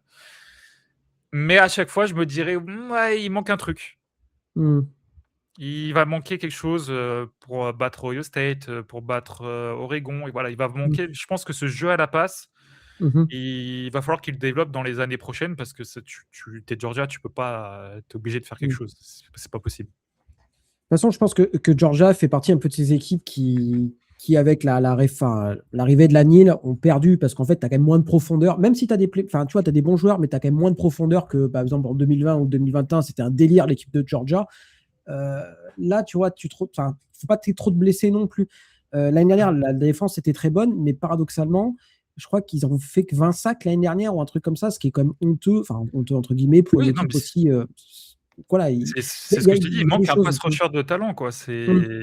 Il manque vraiment ça. Sur leur défense, il manque ça, un pass rusher. Et c'est vrai que voilà, il y a de quoi faire, mais pareil, voilà, tu te retrouves dans un sec où c'est quand même compliqué. Alors, tu auras un peu de marge de manœuvre parce que voilà, on sait que la SEC va mettre pas mal d'équipes en playoff, etc. Mais voilà, c'est pas une équipe ultra complète. Enfin, de toute façon, des équipes ultra complètes, je pense que ça va être compliqué d'en trouver maintenant parce que voilà, c'est avec la Nîmes, etc. C'est compliqué de construire vraiment un effectif complet de chez complet. Mais voilà, après, là, Kirby Smart, c'est un super head coach. Mmh. McBobo, il a de l'expérience et il sait faire quand même ce qu'il a besoin de faire. La défense, elle devrait être tout à fait correcte, voire élite. Donc voilà, pourquoi pas. Et tu as un quarterback qu'il est ce qu'il est, un Gunnar Stockton. Hein, ça va pas être un Heisman Trophy et un first pick à la draft NFL. Mais voilà, c'est un mec c'est sa deuxième année, ça va être sa deuxième année titulaire. Ils sont allés loin, il a pu emmagasiner pas mal d'expérience aussi. Donc je me dis pourquoi pas. Après, comme tu dis, moi, j'ai ces postes de receveur où tu as perdu Zachary Branch, qui était quand même un peu ton truc à tout faire en attaque. Mais là, tu as des nouveaux arrivants. Donc pareil, il faut que ça clique. Tu as une ligne offensive qui est assez expérimentée du côté gauche. J'ai vu que côté droit, il y a beaucoup de changements. Voilà. Après, on va voir. C'est moins peut-être flashy que d'autres années, mais ça reste cohérent. Il y a un calendrier voilà, qui va être, je pense, Sympa, ouais. relativement ouvert. Hein. Tu as Oklahoma, Alabama et Ole Miss en vraiment compliqué. Euh, le reste, Mmh. ça reste ouvert. Donc, je sais pas. Moi, je vois bien une saison pareil en 11-1, 11-1 en saison régulière et une qualif en playoff à la sortie. Quoi. Ouais, moi, je les vois perdre que contre, Ole Miss, parce que Mm. c'est à Ole Miss. Je suis d'accord avec toi. Oklahoma, c'est à domicile. Tu as déplacement là-bas, mais je trouve que cette équipe est quand même, de Georgia est quand même plus complète que Plus Alabama. Donc, je vais sereine, leur ouais. ouais, plus sereine. Ouais. Donc, je vais donner l'avantage à Georgia. Après, voilà, le reste, tu as, le match sur terrain neutre, cette fois-ci du côté d'Atlanta contre Florida, où je pense qu'ils vont être favoris. Voilà, Mizzou, South Carolina, Georgia Tech pour finir la saison. Enfin, voilà, je pense que c'est quand même des matchs abordables. Et s'ils veulent ils veulent être là où ils ont envie d'être, j'ai envie de dire, il faut qu'ils soient en 11-1 à la fin de la saison régulière. Oui. Ok, et ben on passe du côté de Kentucky maintenant. Kentucky, et ben plein de changements aussi. Nouvel head coach arrivé en provenance d'Oregon. Donc voilà, un énorme travail du côté du portail des transferts. C'était une équipe qui a le mieux le recruté sur le portail des transferts. Mais bon, qui dit nouveau head coach dit bah forcément plein de choses à changer, plein de nouvelles choses à mettre en place. Ils ont mis des pépettes pour que ça le fasse. Est-ce que tu vois Kentucky comme une équipe qui peut être une équipe surprise cette année en sec? Écoute, c'est intéressant en tout cas ce qu'ils essayent de faire. Je Mm. suis un petit peu hypé, même si, j'ai pas une grande hype pour l'équipe, de Kentucky, de base, hein, Mhm. qui en plus, nous embêtait beaucoup à chaque fois qu'on les jouait. Donc ça sera peut-être plus facile maintenant. Mais écoute, déjà, ils ont perdu du monde à la draft et notamment en attaque avec leur guard et leur centre. Jalen Farmer et Jagger Burton. Ils ont perdu leur, running back McGowan et leur receveur, si je dis pas de bêtises, je crois que c'est leur receveur 1 ou slash 1, Kendrick Law. Et leur defensive tackle David Gusta qui était, très mal utilisé, mais qui était un très bon joueur. Petite dédicace à Ryan. Sur le portail, ils n'ont pas beaucoup perdu. Ils ont juste perdu Dante Dowdle, qui est le running back, qui est parti à UGA, et le quarterback Cutter Bolly, qui est parti à Arizona State University. Donc voilà, rien de grave. Classe de recrutement avec seulement 10 commits et un composite de 60. Donc là, par contre, c'est un petit peu terrifiant, comme j'aime le dire. Par contre, là où je suis assez hypé, c'est que sur le portail, c'est vraiment pas mal. Ils sont allés chercher le tackle de Tennessee, Lance Heard. Le seul joueur un petit peu sympathique sur la O-line de Baylor, le centre Colton Price, qui est pas trop mal, qui devrait pouvoir supporter les gros bébés de SEC. Ils sont allés chercher aussi un joueur très intéressant à suivre, qui est Mark Robinson, le tackle de UTEP. Ils sont allés prendre un joueur qui manquait un petit peu de temps de jeu à Ohio State, le guard Tegra Chabola. Donc déjà, sur la O-line, c'est vraiment sympathique ce qu'ils ont réussi à amener. Et aussi, sur la défense, ils ont fait du bon boulot avec Elijah Barnes de Texas, qui est pour moi une petite signature un peu surprise. Je ne m'attendais pas du tout à ce qu'ils partent à Kentucky. Ils sont allés chercher Jordan Castell, qu'on a parlé de Florida, qui est un vrai bon safety de SEC avec de l'expérience. Ils sont allés chercher aussi au niveau des playmakers en attaque Kenny Minchey de Notre-Dame, ancien 14e meilleur quarterback du pays, qui a très peu joué, qui a eu quelques jeux par-ci par-là, qui a un quarterback un petit peu double menace. Intéressant de ce que ça va donner, en sachant qu'ils vont réussi à faire venir CJ Baxter de Texas, l'ancien numéro 1 du pays, running back numéro 1 du pays, qui avait une blessure. Et Nick Anderson, le receveur de LSU, pareil, qu'on attend l'éclosion depuis Oklahoma, mais qui a été un petit peu beaucoup gêné par les blessures.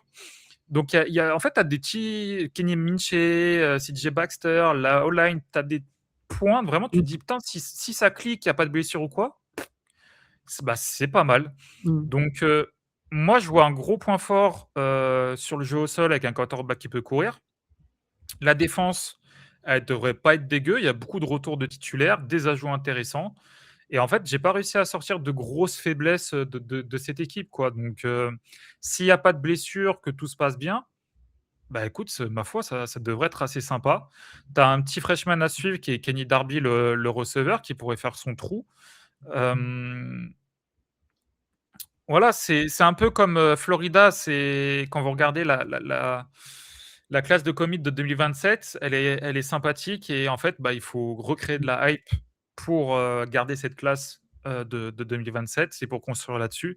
Donc, je pense que déjà, si Kentucky, ça se qualifie pour un bowl, à mon sens, ce sera déjà bien. Et il faudra voir un peu ce que ça donne après derrière avec la classe de 2027 et le portail des transferts. Mais je vais vous le dire vite fait. Kentucky, pour l'instant, c'est 23e overall rank sur 247. Puis ça va chercher pas mal, quelques 4 étoiles avec un quarterback, un tackle, un linebacker et un receveur et un safety qui sont plutôt bien classés à leur position, qui sont respectivement 5, 19, 10 et 31 et 15. Donc ouais, écoute, moi ça me plaît bien. Maintenant, je suis pas hyper familier avec Wilstein non plus. Bien que bon, j'ai quand même bien regardé, notamment vu que j'ai scout Dante Moore, donc j'ai vu ce que faisait Oregon. Mais ça me paraît pas insurmontable à mettre en place, au niveau de l'attaque. Donc, ouais, je pense que s'ils arrivent à aller chercher une petite victoire surprise, notamment peut-être en début de En semaine 2, ils jouent à Alabama. Hein. Pourquoi pas? Ouais, c'est possible. C'est possible. Tu as un Youngstown State pour commencer et en week 4, tu as un South Alabama. Tu allais taper un Vanderbilt, tu allais taper peut-être un Florida ou un Missouri si ça clique pas. Ouais, tu peux aller chercher un bowl. Donc, De toute façon, je pense que c'est l'objectif. Hein. Will Stein, qui était cordeau offensif du côté d'Oregon, c'est 3 dernières saisons, je crois. Voilà, c'est un ancien joueur de Louisville, quarterback. Voilà, et donc il connaît bien l'État. Donc il a décidé d'être head coach chez l'ennemi intime. Mais en tout cas, voilà, lui, je pense que les défaites 41-0 contre Louisville, ça va pas arriver toutes les saisons, qu'on soit très clair. Comme tu dis, se joue en fin de saison. Il d'ailleurs se pour joue, effectivement, il se joue dernier match. un tout dernier match. Euh, Vraiment un portail des transferts avec pas mal de playmakers. Je sais plus, tu as mentionné Lance Heard, l'ancien tackle de Tennessee, qui va être vraiment Mmh. intéressant. Alors, moi, ma grosse question, c'est quand même sur le poste de quarterback, hein. Ce sera Kenny Minchey, apparemment, a priori, le quarterback titulaire. Il vient de Notre-Dame, mais il a peu joué.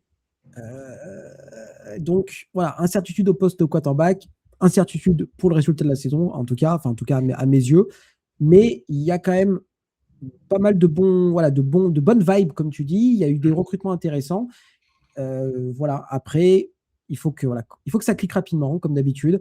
Mais je pense qu'il y a une énergie quand même dans ce programme qui est quand même plutôt intéressante à voir. Euh, Moi, je coche quand même ce match contre Alabama en semaine 2. C'est du côté Mmh. de Kentucky. Tu gagnes là, ta saison, elle commence quand même plutôt pas mal et tu peux espérer des trucs sympas. Mais je pense comme toi, je pense qu'un bowl est tout à fait atteignable. Alors, ça passera contre une victoire, je pense, contre Louisville en dernière semaine. Mais tu vois, voilà, Tu t'as as Missouri plein qui a. d'équipes. Ils jouent toutes les équipes avec des points d'interrogation en SEC. Vanderbilt, Florida, Missouri, South Carolina. Tennessee. Ouais, c'est sûr, hein. Ah non, mais t'as Donc raison, hein, ça peut faire que des victoires. Enfin, si ça se goupille bien, ça peut faire que des victoires ces matchs-là. Donc, ouais, pourquoi pas. Mais voilà, moi, j'attends de voir quand même au poste de quarterback ce que ça va donner avant d'être vraiment emballé et monter dans le train de la hype. Mais voilà, pour une première saison, c'est pas si mal. Et puis voilà, ça montre que Will Stein, il s'est recruté. On le savait déjà parce qu'il était du côté d'Oregon. Mais voilà, il l'a montré aussi en tant que head coach. Donc maintenant, il faut y aller. Et voilà, on sait que les calendriers de la SEC sont parfois complexes à gérer, mais en tout cas, celui-là n'est pas insurmontable non plus. Donc, je vais donner 6-6 cette année pour Kentucky. Hem, laisse-moi faire mon petit calcul. Allez, 1, 2. Ah, ça Ouais, peut aller ouais, plus que entre ça, 5 hein. et 6. Entre Ouais. 5 et 6. En fait, ça dépend vraiment, ça dépend de toutes ces équipes dont on a parlé. Comment est-ce qu'ils Mm, vont se battre les uns les autres? Ou est-ce qu'il y en a une qui va sortir un peu plus du lot que l'autre? Ouais, ouais. c'est possible que ouais, je dirais 6 victoires, max. Mm. Ok. Eh ben, c'est fini pour Kentucky. On va passer à LSU. Alors, tu vas surveiller ton langage, Valentin. Tu vas respirer et tu vas me faire la plus belle présentation que tu aies jamais fait de ta vie. On va parler de Lane Kiffin, pardon. On va parler des Tigers. On va parler du programme dont on a le plus entendu parler pendant l'intersaison. Alors, quoi dire? À part que, ben, sur le papier, c'est quand même assez excitant, quand même, là, pour le coup. Ouais, écoute, mais contrairement à ce que tu penses moi je n'ai rien contre Kiffin. Ok. Je n'ai absolument merci pour avoir remis, Ole Miss, sur le Oui. haut du tableau. Tu sais, on peut pas Mhm. dire autre chose. Maintenant, par rapport à ces, justifications de pourquoi il est parti à l'issue, tu peux aller te faire foutre. On m'excusera du langage, voilà, c'est pas ces justifications ne sont pas acceptables du tout Mhm. et tout a été contré d'ailleurs par rapport pardon, à, tout a été par les joueurs, par les familles des joueurs Mhm. et excusez-moi, j'ai buggé parce que j'ai vu que tu m'as envoyé un message en même temps, que j'ai laissé Kentucky, que je vais changer, je mettrai les sous. Ça m'a fait planter. Ouais, je suis désolé. Hem, donc mais voilà, en tout cas, non, moi Kiffin, je m'en tape et j'ai hâte de le battre, quand on va les jouer. Voilà. Qui Tant bien lui fasse, qui partent à l'issue. S'il pense qu'il gagnera un titre, là-bas, écoute, qu'il aille là-bas. Hem Pas mal de joueurs partis au point de vue de la draft comme d'habitude, hein. Mansour Delane, le cornerback, le safety AJ Olsey, le quarterback Nussmeier, Harold Perkins, Xavier Thomas, Barion Brown, les receveurs aussi Aaron Henderson et Chris Hilton. On a le edge Patrick Payton et le tight end Bower Sharp. Quelques petits, joueurs, qui auraient été intéressants pour eux dans le portail des transferts qui sont partis, notamment le running back JT Lindsey qui est parti à Ole Miss, qui était c'était un 4 étoiles, mais il me semble, si je dis pas de bêtises, c'était un des meilleurs running back de Louisiane. Enfin, il avait gagné des awards par rapport à ça. C'était un joueur vraiment très important et qui quitte et les Sioux, ça m'a un petit peu étonné, mais tant mieux pour nous, qui était freshman. Ils ont perdu leur tackle, Karius Kern, qui est aussi parti à Ole Miss. Hem Leur tackle, Tyree Adams et Cohen Eccles qui sont partis à Texas A&M et un joueur de talent au poste de D-line, Walter Matthis, qui est parti à Auburn. Et bon, par contre, bah voilà, c'est le côté, au point de vue des arrivées sur le portail transfert, il y a du monde, il y a du gros monde. On va commencer par le poste de quarterback avec Sam Leavitt de Arizona Mhm. State, qui sera le quarterback titulaire. On a un quarterback qui était classé en 2025 numéro 4 du pays, Hassan Longstreet de USC. Mhm. On a Eugene Wilson qu'on a parlé tout à l'heure, le receveur de Florida. On a Jackson Harris de Hawaï qui est venu, qui avait claqué une saison à 800 yards et quelques, si je ne me trompe pas. On a JC Brown aussi, le receveur de Kansas. On a Winston Watkins qui a un petit peu joué à Ole Miss, mais qui, je pense, il est parti là-bas parce qu'il va jouer, notamment vu qu'il connaît forcément le cordeau offensif. On a Trey Brown, receveur de Old Dominion, qui a aussi claqué une très belle saison. On a Devin Harper, le guard de Ole Miss. Jordan Seaton de Colorado, le left tackle, qui c'est un petit peu bizarre son truc de. Je trouvais qu'il manquait de poids. Ils lui ont fait baisser son poids à 309 pounds. Je pense pas qu'il soit si fort qu'on le dise de ce que j'ai vu à Colorado. En tout cas, on va voir ce que ça donne Mhm. en SEC. J'ai mis une petite, voilà, je mets un petit astérisque sur son nom. On a Aliuba de Maryland, le guard très expérimenté et très bon. Et bien sûr, le edge Prince Will Unmanyelen de Ole Miss, le linebacker TJ Dottery de Ole Miss et le edge Jordan Rose de Tennessee. Je vais être rajouté le safety Ty Benefield de Boise State qui devrait prendre une place de titulaire. Voilà, après, tu as aussi l'arrivée sur la D-line de Malik Blockton d'Auburn et Stephilian Green de Clemson, qui étaient des grosses recrues lycéennes. Voilà, il y a du name dropping, je suis désolé, mais c'est LSU, je ne vous ai pas mis, parce qu'ils ont aussi allé chercher beaucoup de quarterbacks Mhm. de Div 2 ou de FCS, je ne sais plus. Voilà, il y a un paquet de joueurs. Je vous ai mis ceux qui, pour moi, vont sûrement jouer ou avoir un impact dans l'équipe de Kiffin l'année prochaine. Et en ayant dit tout ça, bah, écoute, je pense que moi, les faiblesses, je vois le jeu au sol.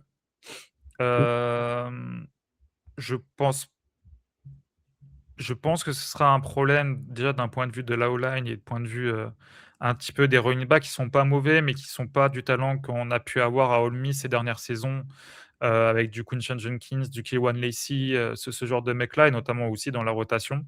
Donc je vois un petit point noir de ce côté-là. Et une grosse force dans le backfield défensif, avec les cornerbacks, Pickett, le grand Pickett et son compère, excusez-moi, Woodland. Woodland, lui, je sais pas, il est annoncé à 165 pounds.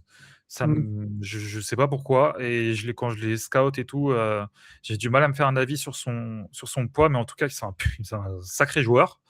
Tu as forcément aussi, au niveau des safeties, vraiment du talent. Donc le backfield défensif de LSU, il va être relou et écoute, ils ont fait venir Kiffin, pour une chose, c'est gagner le Natty. Donc en objectif de la saison, je vais pas te mettre gagner la SEC ou quoi, je vais te mettre c'est le Natty. Il est là pour ça. Ils ont claqué des sommes, absolument, folles, pour faire venir, un tas de joueurs et d'ailleurs, ils vont devoir de l'argent à Ole Miss, pour avoir fait un petit peu de tampering sur nos joueurs et Ah bon? avec des contrats, oui, avec des contrats qui étaient signés des joueurs, et le lendemain ou le surlendemain, les mecs ils transféraient à LSU, rendez l'argent les gars, merci. Et voilà, il y a 2 matchs de toute façon importants pour moi, c'est le Ole Miss Week 3 à Ole Miss. J'espère que ça se transformera pas en Ole Miss Tennessee d'il y a quelques années, là où j'avais créé le buzz avec la moutarde de French Lane Kiffin qui se prend une balle de golf dans la tête. J'espère qu'à Ole Miss, on est assez intelligent pour faire ça. Et comme moi, je l'ai dit, remercier pour le travail qu'il a fait, mais aussi, après, là, tu es là en ennemi, donc on va pas te faire cadeau. Voilà. Et Texas en Week 10, qui Mhm. sera un des matchs les plus importants pour potentiellement être le SEC Champ. Donc voilà. Le facteur X, pour moi, c'est leur début de calendrier qui est quand même assez relou puisque ça commence avec le classique Clemson. Mhm, Il y a une petite interlude dans week 2 à Louisiana Tech, mais après, c'est déplacement à Ole Miss, réception de Texas A&M, mhm, réception pardon, de McNeese. Donc voilà, en tout cas, ça a joué entre Clemson, Ole Miss et Texas A&M. Il ne faudrait pas sortir avec 2 défaites. mhm. C'est vrai, tu as raison. Ouais. Ouais, je suis d'accord avec toi. Je le trouve très bourbier, moi, ce match contre Clemson à domicile. Là, tu vois, c'est ce match, tu t'as rien à gagner à le gagnant d'une certaine façon parce que tu sais que tu dois le gagner, celui-là, surtout sachant Clemson qui a un petit peu de difficulté en ce moment. Mais si tu le perds, pouah, ça serait directement le premier match. Tu mets, tu vois, tu es directement sous pression sur la fin de saison, enfin, sur le reste de la saison. Enfin, ce match, il pue l'upset alerte à plein nez. Alors, je dis pas que ça va arriver, mais je dis que c'est pas un match qui va être simple à gérer. Je pense pas que ça va arriver, mais ouais, c'est. Faut pas que ça Ouais, arrive parce que le déplacement Ole Miss en week 3 derrière, c'est ça. il va pas être bon sinon. Non, non. Je pense que LSU va s'imposer contre Clemson. Mais si tu veux, ce match-là, je pense qu'il pue un peu, enfin, tu vois, en termes de pression que tu peux te mettre sur le programme, parce qu'il va y avoir énormément de pression sur LSU, là, quand même. On en a beaucoup Ah parlé. bah ouais, Lane oui. Kiffin a beaucoup parlé.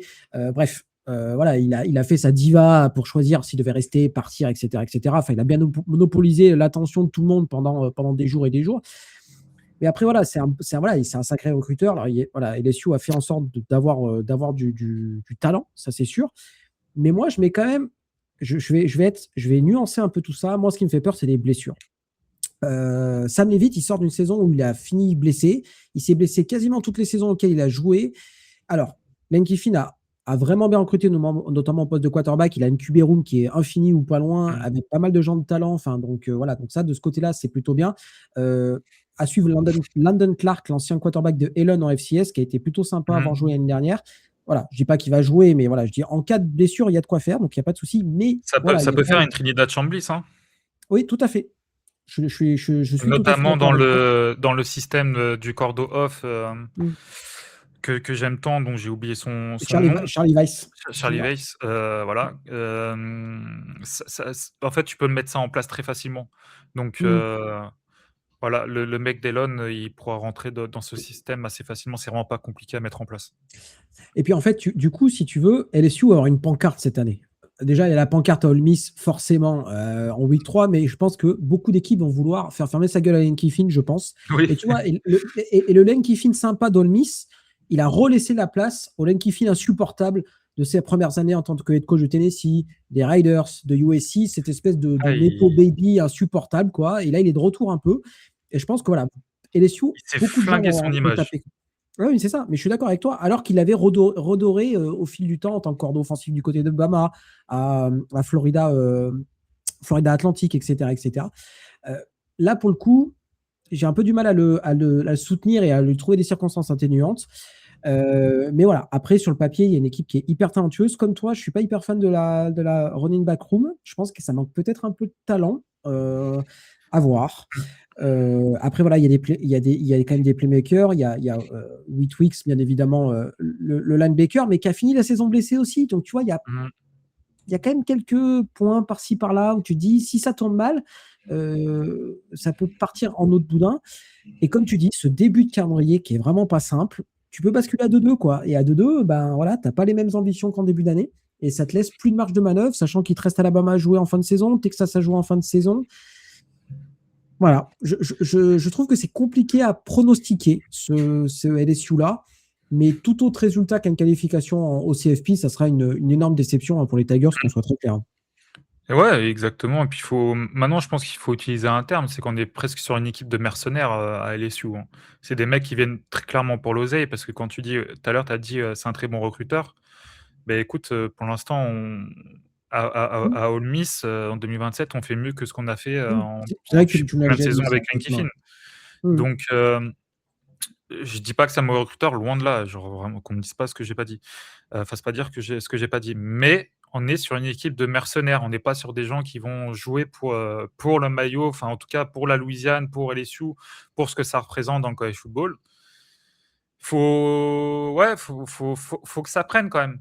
Mmh. Il y a tout le talent pour que ça prenne, mais il faut que ça prenne parce qu'après quand tu te retrouves avec des mercenaires qui sont pas contents ou quoi, qui vont venir juste pour, l'oseille et qui vont pas donner 100 de leur, capacité sur le terrain avec Allen Kiffin qui va accaparer aussi beaucoup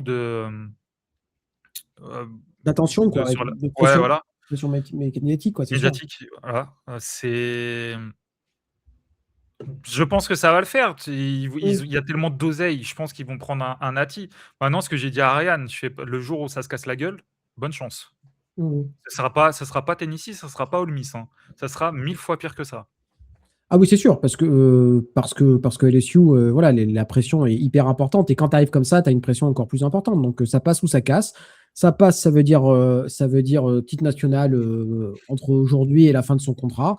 Et ça casse, c'est-à-dire pas de titre national. Et gagner un titre national, c'est quand même extrêmement, extrêmement, extrêmement compliqué. Donc, il y Surtout a plus de maintenant. chances que ça casse que ça passe. Mais voilà, à suivre. Bon, en tout cas, je vais donner ta, ta, ta, ta.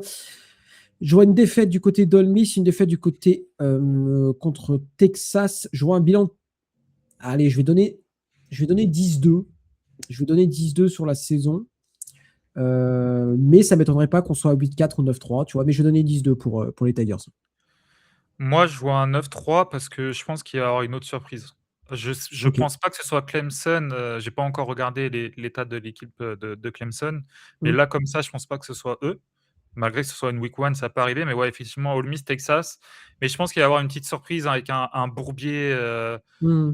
genre si Déplacement à Tennessee, par Kentucky, exemple. Tu sais ouais, jamais, ou quoi. Tennessee ou Kentucky, si ça prend. Après Mm, Tennessee, c'est en fin de saison, donc on mm, verra quand on parlera de Tennessee, mais si, le quarterback, qui sera très sûrement un freshman, ça prend, qu'il a pris de l'expérience, je pense qu'il peut se prendre une troisième défaite, mais ouais, sinon je pars entre 2 et 3 défaites mm.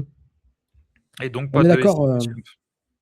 Ouais, je pense pas qu'il joue la finale de la SEC. Voilà, à 10-2, je pense que pour une qualification CFP, ça doit passer 9-3. Je ne sais pas, on verra en fonction de la saison. Ok, ok. Et ben voilà pour LSU. Donc je te propose de passer. Bah tiens, on a de la chance. On bascule de LSU à Mississippi State. Alors tu vois, t'en as de la chance. Excellent. Mississippi State, bah, t'es rivaux, hein, voilà, on va dire ça comme ça. Euh, alors, probablement l'équipe qu'on entend le plus bas au niveau de la SEC avec Arkansas. Un bilan de 5-7 l'année dernière. Reconstruction aussi avec un nouveau quarterback. Euh, Jeff Lebby qui est là maintenant pour sa troisième saison, si je ne dis pas Mmh. de bêtises. Est-ce que tu vois une amélioration de Mississippi State, pardon, depuis son arrivée à Jeff Lebby, qui était votre ancien cordeau offensif, c'est ça, hein, si je dis pas de Ouais, conneries. c'est ça, sous le temps de Matt Corral, que moi Mm, personnellement j'aimais beaucoup ce qu'il avait fait, sur l'attaque et j'étais assez content qu'il aille, à Mississippi State en vrai parce que j'aime toujours avoir une rivalité, qui mm, vaille le coup quoi donc voilà, pas de souci sur ça. Écoute, c'est ce que j'ai vu de la progression, par rapport à ce qui était fait par exemple avec Mike Leach ou quoi. En fait, tu es à ça, tu es à pour ceux qui nous voient pas, tu as quelques, petits trucs de faire que tu vas faire un step up. mm, Mais ce step up, il n'arrive pas, en fait mm. et je trouve ça assez dommage, c'est que tu arrives pas à avoir tous les talents en même temps, ou tu as des blessures ou quoi. Enfin, tu as du mal à avoir tout à au même moment et est-ce que c'est cette année que ça va arriver? Je pense pas. On va voir ça de toute façon. Et notamment du point de vue de l'attaque, quand on pense à l'attaque, bah, déjà on a le receveur Brennan Thompson qui est parti à la draft. On a aussi Seydou Traoré, le tight end. Au niveau du portail des transferts, ils ont pas beaucoup de gros départs, mais ils ont quand même Kendrick Binkley, le defensive tackle qui est parti à Alabama, le tackle Javin James qui est aussi parti à Alabama et le guard, Zach Owens qui est parti à Mizzou. Une classe de recrutement qui est assez correcte avec la 23e position, selon moi. Hem, Avec le 4e, safety, le troisième meilleur safety, Bralon, Womack, qui est 53e joueur du pays. Hem, Assez intéressant, qui pourrait avoir peut-être son mot à dire, year one, sur son année true freshman, à Mississippi State. Là, par contre, il y a eu des choses assez intéressantes qui ont été faites sur le portail des transferts. On voit quand même qu'on essaye de step up. C'est, avec l'arrivée de Tyler Miller de LSU, qui est un ancien 4 étoiles et le 8e meilleur joueur de l'État. Tu as un DJ Chester de LSU, qui était le meilleur intérieur O-line en 2023. Tu as le safety Jardine Gilbert de LSU qui est un très bon joueur quand il n'est pas blessé et avec de l'expérience, mais a beaucoup de blessures. Tu as le D-line de Texas A&M, Dylan Evans. Tu as le cornerback de Iowa State qui a fait une bonne saison freshman, Quentin Taylor Jr. Tu as Mario Nash pardon, le freshman de FSU, qui est un ancien 14e meilleur intérieur line du pays et 9e dans le Mississippi, mais 9e meilleur joueur du Mississippi. Le cornerback Ken Daly Dolby de Oklahoma, ancien numéro 1 en JUCO, avec une grosse première saison avant de se disloquer la cheville en 2024. En 2025, c'est pas revenu. Donc en fait, tu as des mecs qui ont beaucoup de talent, qui ont eu des blessures ou qui n'ont pas le temps de jeu, voilà, qui n'ont pas assez de temps de jeu, qui arrivent dans cette équipe. Et dans cette défense, moi, je trouve que dans l'ensemble, c'est une bonne défense avec de l'expérience. On pense notamment au cornerback Kelly, qui serait potentiellement dans les meilleurs cornerbacks de la prochaine draft. Voilà, moi, par contre, j'ai une question sur la O-line et sur le quarterback, ainsi que les receveurs avec des joueurs talentueux comme un Hayden Williams qui était au départ à Ole Miss mais qui n'ont jamais explosé, qui n'ont jamais eu tant de jeu. Donc en fait, c'est des mecs avec beaucoup de talent. Un quarterback double menace qui, contre Ole Miss, a très bien joué, nous a fait un peu du sale. Donc en fait, tu te dis, si ça clique, ça pourrait être une équipe finalement très dure à battre, mais battable. Mais si ça clique pas en attaque et que tu as les blessures des mecs qui sont arrivés et ou que les gars qui n'avaient pas d'expérience de jeu, qui étaient des anciens super joueurs lycéens, mais en fait ça colle pas en college football, en fait tu vas te retrouver dans les bas-fonds de la SEC encore une fois. Donc c'est à voir. Je pense que leur objectif, c'est quand même de rester au-dessus des bons derniers tout en essayant de prendre une ou deux victoires surprises. J'arrive pas à voir leur calendrier. Je sais pas si toi tu l'as. ESPN bug, je sais pas pourquoi. Je l'ai. Il y a Minnesota en match out of conference qui sera Voilà. un petit peu compliqué à gérer, quoi. Sinon, le reste, ça va. Je pense que tu vois, Minnesota Week 2, moi, c'est un match que ça pourrait donner. Voir ce qu'ils vont faire un petit peu pendant la saison, puisque Minnesota, ils ont perdu beaucoup de joueurs. Et s'ils les battent et de manière conséquente, tu te diras, bon, ok, c'est qu'ils ont vraiment un petit coup à jouer, aller chercher des petites victoires surprises. Par exemple, un Egg Bowl, un match de rivalité, ça reste un match de rivalité. Donc, ouais, j'aimerais, alors, pas pour moi, parce que pour Ole Miss, j'aimerais pas qu'ils recrutent mieux dans l'état, mais j'aimerais que quand même ça, tu vois, il y a un petit peu plus de level. Parce que je trouve que il y a des choses, il y a le head coach, c'était une très bonne chose. Ils essaient de faire venir du monde, mais voilà, maintenant c'est la SEC, c'est le portail de transfert, ça devient dur en fait. Et si tu n'arrives pas à recruter mieux qu'Ole Miss sur les joueurs de high school, t'es embêté. Ouais, je suis d'accord avec toi. Alors, moi, je pense qu'il y aura pas mal de pression quand même sur Camario Taylor, le quarterback. Alors, j'ai dit nouveau quarterback. Non, il n'était pas quarterback l'année dernière. Il a été quarterback au fil de la saison. Il était tout freshman. Là, il va arriver avec beaucoup plus de pression. Il y aura des équipes qui vont l'avoir scouté aussi. Donc, attention à ça. Gros athlète, mais ouais, il faut améliorer son jeu à la passe, quoi. Et ton succès passera par lui. Et donc, en tant que true sophomore, il a quand même pas mal de poids quand même sur les épaules. J'ai bien aimé le retour de Zach Arnett en poste de coordinateur défensif, l'ancien head coach pendant une seule saison après le décès de Mike Leach pour les Bulldogs. Il était coordinateur défensif avant, donc voilà, donc il revient un peu à la maison, donc tant mieux pour le programme parce que sous sa direction, la défense fonctionnait bien, donc il n'y a pas de raison que c'est échangé non plus. Voilà, après la SEC, c'est la jungle, qu'on soit très clair, et que, voilà, comme tu dis, tu sais jamais comment ta saison va se goupiller. Sur le papier, il y a un peu moins de talent quand même que pas mal d'équipes de la SEC. Tu as quand même des motifs d'espoir, mais voilà, Jeff Lebby, ça fait 3 ans qu'il est là, maintenant il faut gagner, quoi. Et je pense que gagner, ça veut dire au moins 6 victoires pour jouer un bowl.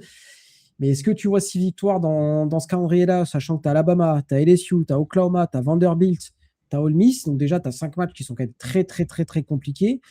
Je sais pas. Il faut trouver 6 victoires parmi ULM, normalement Louisiana Monroe, ça devrait le faire, mais Minnesota, ça va être un match important si tu veux jouer un bowl. t'as des matchs qui vont être charnières. On revient toujours sur les mêmes noms. Mizzou, South Carolina, Vanderbilt, Tennessee. Voilà. Pardon, c'est Tennessee Tech qui joue, pas Tennessee. Mais voilà, t'as au moins les matchs contre Mizzou, South Carolina et Vanderbilt et Auburn qui sont abordables, mais il faut les gagner. Et bah, il faut être meilleur que les équipes d'en face. Et sur le papier, je ne suis pas certain que ça soit le cas. Je ne sais pas combien je mets en prono là. ULM, ça fait win. Minnesota, c'est à Minneapolis, donc je ne vois pas forcément une victoire là-bas, mais je dirais, allez, 4 victoires. Ça me semblerait pas trop mal, 4-5 victoires. Ouais, j'ai 4. Et s'ils arrivent à en gratter une face à South Carolina ou Missouri, peut-être, Ouais. si la sauce a prise. Mais ouais, je pars sur 4 aussi. Je les vois au-dessus de Vanderbilt quand même. Soit en fait, je les vois avant-dernier, je les vois au-dessus de Vanderbilt et Arkansas. Mais après, Ok. derrière, voilà, c'est compliqué. Ok. Et puis voilà, on a fait un tour des 8 premières équipes de la SEC. On fait la suite bientôt. En tout cas, c'était la première preview de notre année 2026. On se retrouve très prochainement pour la suite. Alors, est-ce que ce sera la SEC deuxième partie? Est-ce que ce sera une autre conférence? Je ne sais pas encore, mais en tout cas, les previews sont lancées. Val, est-ce que tu veux rajouter quelque chose avant qu'on rende l'antenne? Non. Non, tout C'est est tout bon. bon? Ouais. Eh ben, parfait. Donc, au programme, demain ou pas, mais en tout cas bientôt, donc Missouri, Oklahoma, Ole Miss, South Carolina, Tennessee, Texas, Texas A&M et Vanderbilt pour la deuxième partie de la SEC. Nous, on se revoit bientôt. Salut tout le monde. Salut.